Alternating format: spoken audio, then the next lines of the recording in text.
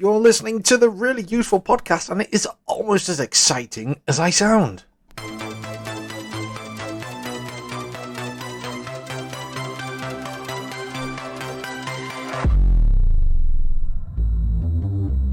My name is Christian Cawley from MakeUseOf.com, and with me is my MUO colleague, Ben Stegner.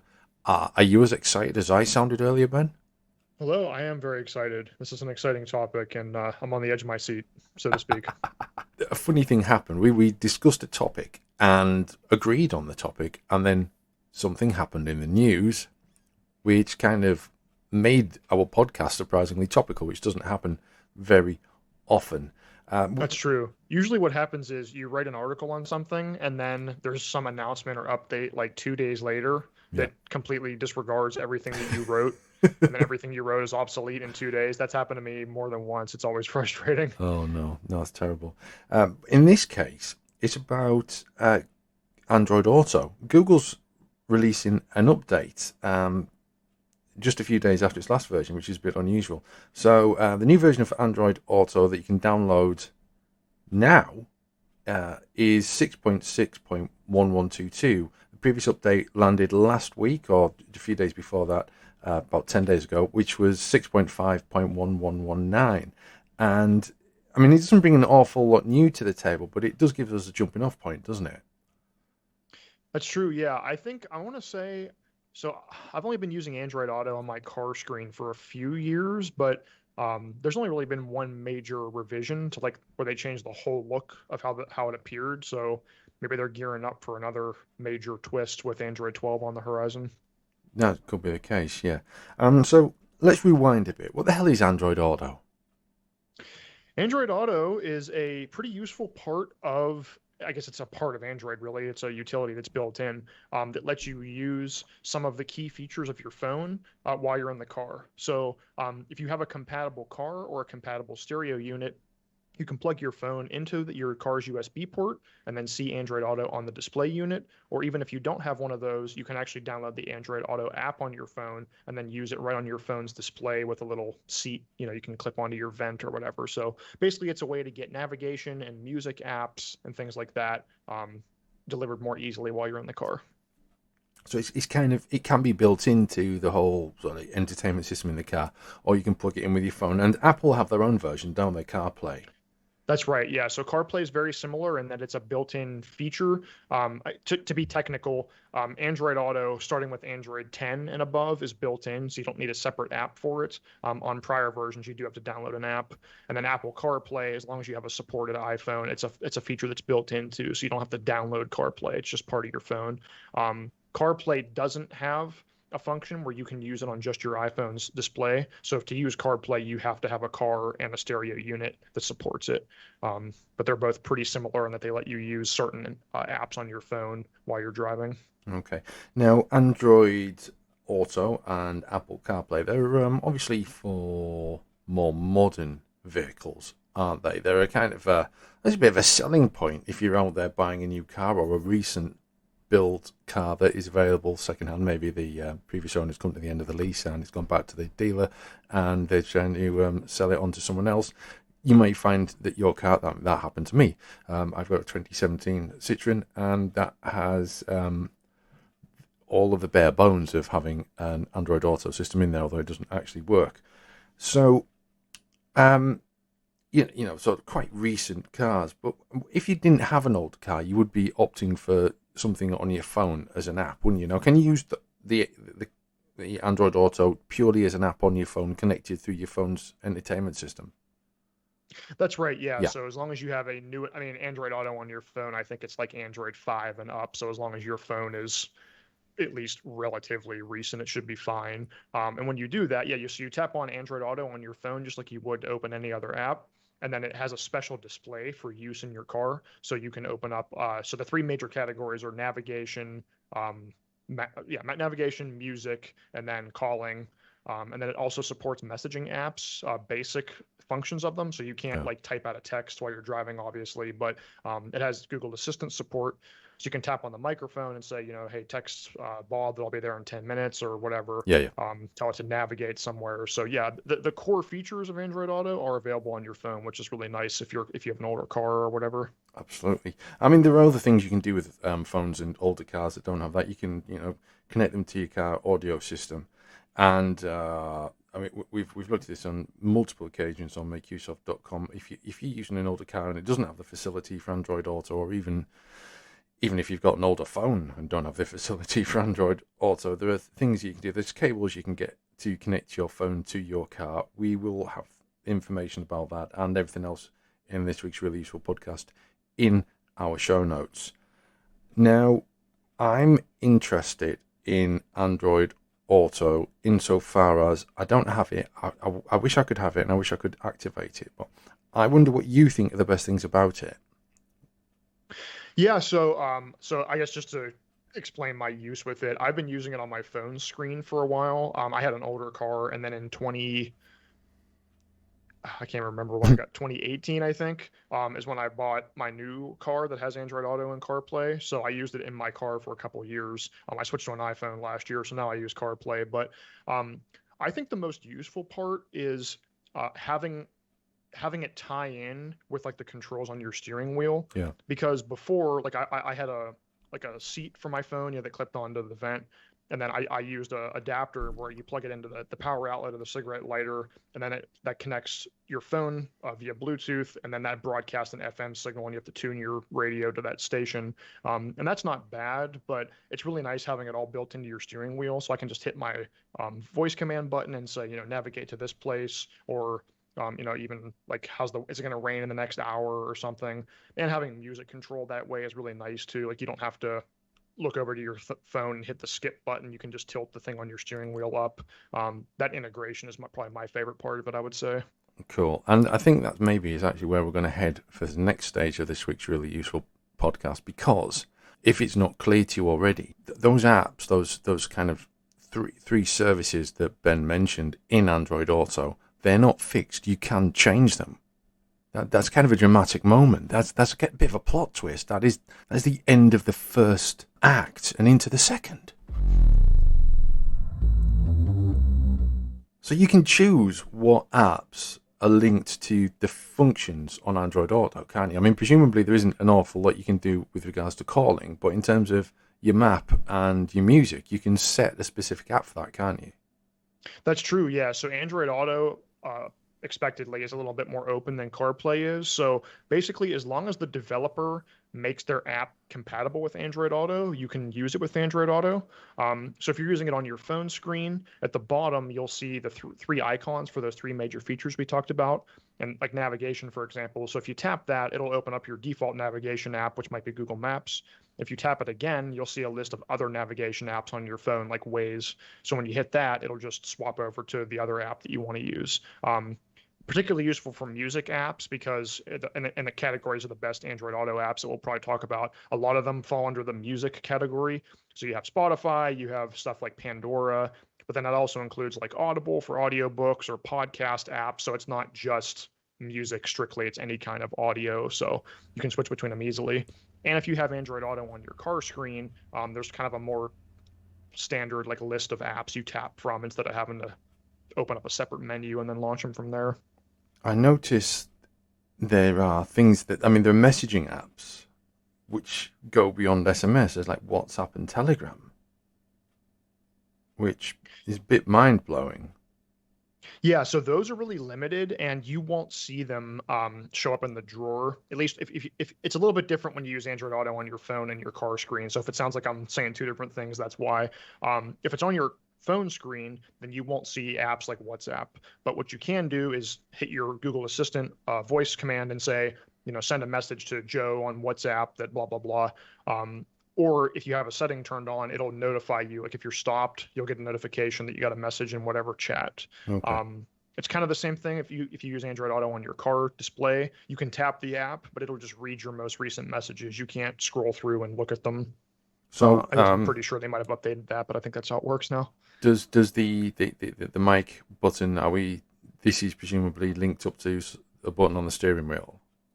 That's right. Yeah, Yeah. if you use Android Auto connected to your car, if you have a button on your wheel to summon the voice assistant, most cars have their own like OS or whatever you want to say. So when you're in Android Auto, hitting that speaker button replaces your car's voice assistant with Google Assistant. If you're using Android Auto on your phone, pretty much every screen has a microphone icon, and if you tap that at any point, it'll pull up Google Assistant. Yeah. So that's really useful. Is there any apps that you found that particularly useful driving? I guess I'm pretty basic with them. I mean, Spotify is my favorite just because that's what I use for music. Hmm. And of course, if you have a Spotify Premium or whatever app you use, if you have a premium subscription, most of those let you download your music to listen to offline. So if you have a limited data plan, that's really nice. From the old days in Spotify, I still have the old starred playlist. Like back in the day, there was every interface in Spotify had a star next to it, and you could click the star to add it to your starred playlist. So I still use that. Just whenever I like a song, I throw it in there. So I keep that playlist downloaded on my phone with a couple thousand songs in it. So that's just whenever I want to be able to listen to music on the go and don't want to worry about using any data, I just shuffle that playlist. Um, that's my favorite. I mean, most of the other ones, I just use Google Maps for navigation, and that's nice too, right? Because it syncs with everything you've saved in Google Maps, so you can say, navigate to Sam's house, and it knows where that is. Or if you search for something recently, it'll be in your recent searches, so it's nice and connected, so you're not having to type out a specific address before you go or whatever. And have you ever made use of these apps that don't appear on the screen, that are just purely activated by Google Assistant? Occasionally, yeah. One thing I do is like after I pump gasoline, I look at the how much I put in my tank and then the trip meter, and I'll just ask Google Assistant what's whatever divided by whatever to get an idea of my Uh-huh. my gas mileage, stuff like that. Or Right. I'll ask. I've occasionally. I don't know if I've ever used the calendar app. I've done the weather a couple times. You can even ask like like what's anything you can do with Google Assistant for the most part will work in your car. So you can say like what's new, and it'll give you like your 5 news headlines of the day, that kind of stuff. Yeah. But yeah, between that, podcasts are pretty much the only other thing I use all the time in the car, really. Okay. Now, if you have Android Auto, there's a good chance that you're basically using it with its default settings. But there's various tips and tricks you can use to get the most out of it, aren't there, Ben? Yeah, there's a couple of useful tips. There's not a ton of options you can change, but there are a couple articles we have up on the site talk about this. You can force light or dark mode if you want. By default, if you're using Android Auto on your car's display, it'll change like with the automatic settings with your headlights. So if you go into a tunnel or when it gets dark out, maps and everything will change to dark mode. Oh, So if that's you prefer cool. dark mode all the time, you can tweak that. One of the handy settings that you might not have turned on by default is automatically resume media while driving. So that's really nice if you're listening to a podcast and you stop for 5 minutes to get something and then you get back in your car. It's nice to have that continue playing instead of having to find the app you were listening to and then open it up again. And also, if you use Android Auto on your car's display, you can show the weather too, which is nice. It'll just add a tiny little icon in the corner with the current temperature and then the conditions. So that's nice. And that's set by the internet too. So even if your car has like a temperature display built in, that's a sensor on your car, whereas the one in Android Auto is a internet based, so you can kind of see like how hot it should be or whatever. Right. They never quite match up, do they? No, no, yeah, it can be quite different. And then you can kind of see like what's coming, or if you're driving through many locations, that could make a difference too. Yeah, there's not a whole lot of tips. Like I said, it works pretty well out of the box. One of the other useful tips, if you use it on your phone screen, is that you can go into the settings and rearrange the app order. So, like I said, because not your phone screen, if on your car display, Yeah. because when you use that, the apps kind of show up in a big list. You might have some apps on your phone that you don't want to use in Android Auto, so you can uncheck them to hide them, and you can rearrange them so that your most used ones are actually easiest to grab. And also, it's important to make sure that you set your default music provider inside Google Assistant, because if you don't, every time you say, play this artist, Google Assistant will say, what service do you want to use? And if you only use Spotify, then every time you have to say on Spotify, which is annoying. So it's good to go in and set that so you can shorten your commands. Now, I was interested to know, is your phone being charged while it's connected to the car?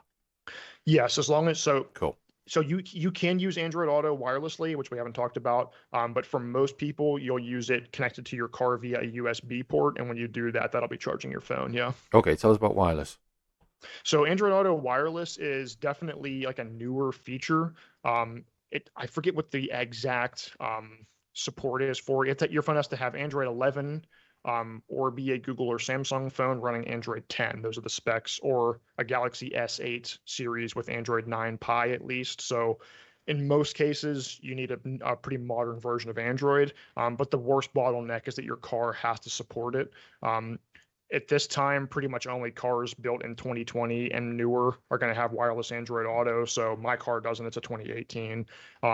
But basically, Android Auto wireless, you still have to connect a cable to pair it initially. But once you walk through the initial pairing, your phone will pair with your car just when you get in, and it connects to the Bluetooth, and you can use Android Auto without a cable. So it's convenient, but you're gonna have to charge it anyway. Eventually, is my view on it. So it's nice, but not essential. And what kind of problems can you run into using Android Auto? Yeah, most of the problems are probably like connection related. So obviously, you have to make sure your phone is up to date and that Android Auto works in your region. I would imagine most people listening, you probably live in a region where Android Auto works, but there's a couple limitations. So you have to make sure your phone is supported, and also you have a new enough version of Android. And then as long as you know that your car supports it, one of the hiccups that you might have when you first connect to Android Auto, honestly, is that depending on your car's display, it can actually be a little difficult to find it. I've set it up with a couple of people, and it's like buried in a menu. It's very odd. A couple of rental cars I've been in where you have to like you connect your phone, and then you have to like open up a page called apps and swipe over to find it. Like it doesn't just launch on its own. It's kind of confusing. That's probably the biggest issue. If you have problems with Android Auto, it's likely that your USB cable is bad. Right. So I've seen a couple instances where maybe your cable went bad or the connection is no good, so it's disconnecting constantly, which is going to create an issue. Also, you have to have a cable that's meant for data transfer. So some cheaper cables are only for charging. Yeah, They can't transfer data, and if you have one of those, it won't work with Android Auto. So those are the most common problems, I'm cable or guessing just that. versions. Okay, I'm guessing that it benefits from USB Type C. I don't think I've ever seen a car that has a USB-C port, to be honest. So like I had a Pixel phone that had a USB-C port on the phone. Yeah, I But meant all on the the cars phone I've end, but seen yeah, have a yeah, USB-A. So it would probably be a little bit faster and maybe more yeah. reliable, but I've never had a problem as long as I had a high quality cable. And we'll take a moment from our usual podcast proceedings to just remind you that the Really Useful Podcast can be found pretty much anywhere you find podcasts. So we're on Apple Podcasts, we're on Spotify, we're on Google Podcasts. We're hosted at transistor.fm, so you can find us there as well. We're also on YouTube and, of course, on makeuseof.com. Now, however you subscribe to the Really Useful Podcast and listen to us, it would be amazing if you could take a moment to leave us a review on Apple Podcasts. That will help us to find new listeners and take our podcast to ever greater heights. You'll find the link to our Apple Podcast page in the show notes. Thanks a lot. Okay, so we've talked at length about Android Auto, but that's not the only car integrated mobile phone system out there, is it? You've mentioned the Apple CarPlay option already, haven't you? Yep. But that's not all. There's a bunch of others, which I think we should just give a mention to. There's Automate, there's Car Dash Droid, there's Car Home Ultra, there's Car Widget. You've got AutoZen, Smart Car Dock, Waze, which probably most of you listening may have heard of. And I noticed from that, Waze aside, based on the names and the screenshots, they don't look as developed as Android Auto. No, I would agree. Yeah, I'm looking at the same article, and I've never used any of these.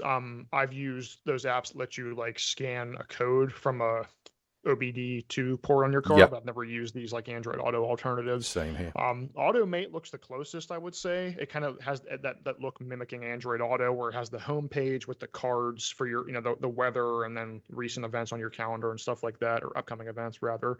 Um, yeah, I would say they don't look as visually pleasing. Some of them kind of look like they're from the old days of Android. So one of them might be worth trying out. Like we mentioned at the top, though, Android Auto is pretty much available on any decently new phone with the free app on your phone screen. So that's probably going to be your best bet because it's the most polished interface. Um, you can't do much with it unless it's connected to your speaker, but you can get a little seat for your phone for $10 or $15, and then same thing with a Bluetooth adapter for probably $15, and then you got a pretty good system there. So these are okay, but I would say you probably don't need them unless there's some issue where Android Auto doesn't work on your phone. Yeah. Many years ago, I took a break from Android and started using Windows Phone.